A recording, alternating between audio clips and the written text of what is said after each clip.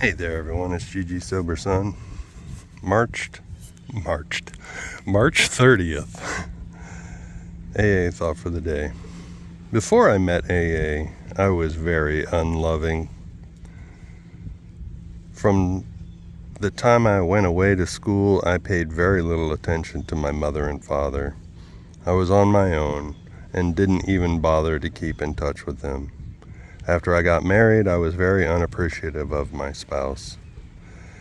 Many a time, I would go out all by myself to have a good time. I paid too little attention to our children and didn't try to understand them or show them affection. My few friends were only drinking companions, not real friends. Have I gotten over loving nobody but myself? And I would have said that I was loving, you know what I mean? Because I had warm feelings for, people. But I should say, I didn't often contact my parents after I joined the military and I got stationed overseas. The length of time between contact was stretched out more and more. And if I did call, it was collect. And I can't imagine how astronomical the phone bill was as a result of that. And they never said, well, hey, I got to get off the phone. This is costing me an arm and a leg, But my self-centeredness, that was the case. And thankfully, one of the things that really drove me to getting sober was I had a ready-made family. My wife was senior to me in years and had two children from her previous marriage, and so she had a house and furniture and all that stuff, And when we got married, I just wanted things to stay the way they were, no responsibilities for me, I just come and go as I please. And and I remember telling her when I was still drinking, you have I don't understand this change in expectations of me. You rely on me too much, kind of thing. And even now that echoes in my ears, because things do naturally change when you combine your life with someone else's. And we just didn't discuss those things, ahead of time, and I was caught off guard, especially in the early days. I mean, normally people, in normal circumstances, people might experience that. But again, one of the things that drove me to realize it's time to stop drinking was that I made a lot of promises to my stepkids, and then I would be too hungover to do, whatever. And they were seeing me just about every day the way I only ever saw my dad on the weekends, kind of thing. And that made me feel bad, that affected my self-esteem. And I knew I could do better. Meditation for the day. Be calm, be true, be quiet. Do not get emotionally upset by anything that happens around you. Feel a deeper inner security in the goodness and purpose in the universe. Be true to your highest ideals. Do not let yourself slip back into the old ways of reacting. Stick to your spiritual guns.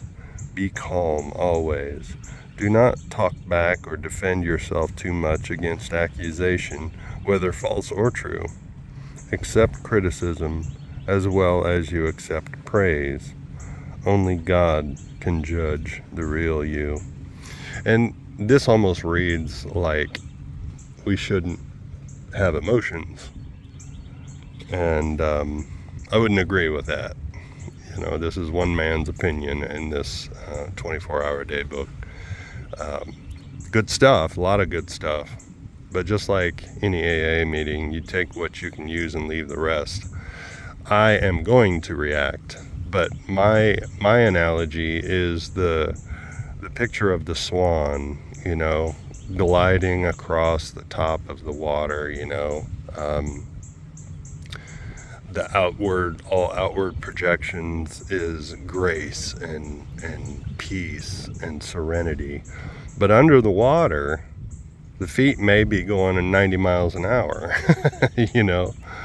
to get where it's wanting to go, kind of thing. But, and that's how, I don't have to, well, I easily blush, so that gives me away. It really, it's a bummer, man. But I'm a blusher, and somebody called me on it the other night. I was making a joke about something, and you blushed. But for the most part, I don't have to react. I don't have to blow up. I blushed because it was embarrassing. Something was embarrassing. It wasn't because I was angry that I blushed. But for the most part, I don't have to get a scowl on my face. Sometimes, I've learned that I can say something like, "That's interesting. Why would you say that?"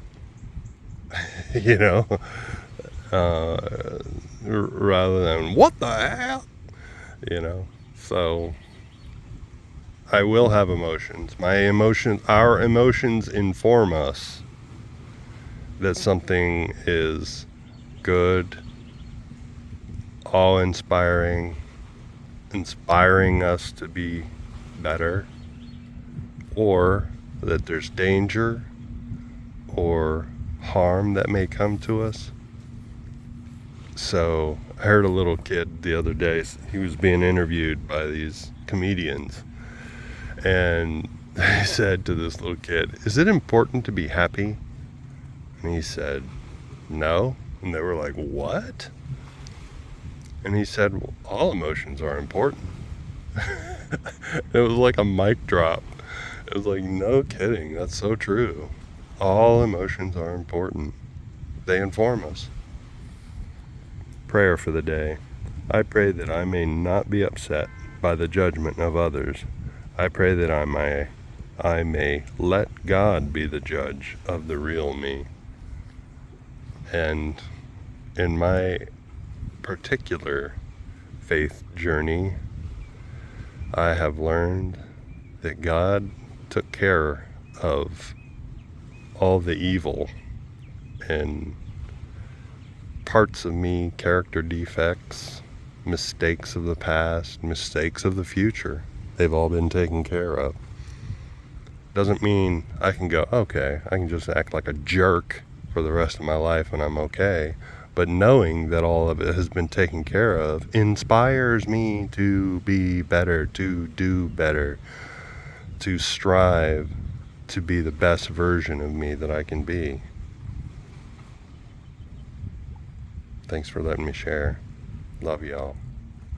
Look up, aim up, rise up.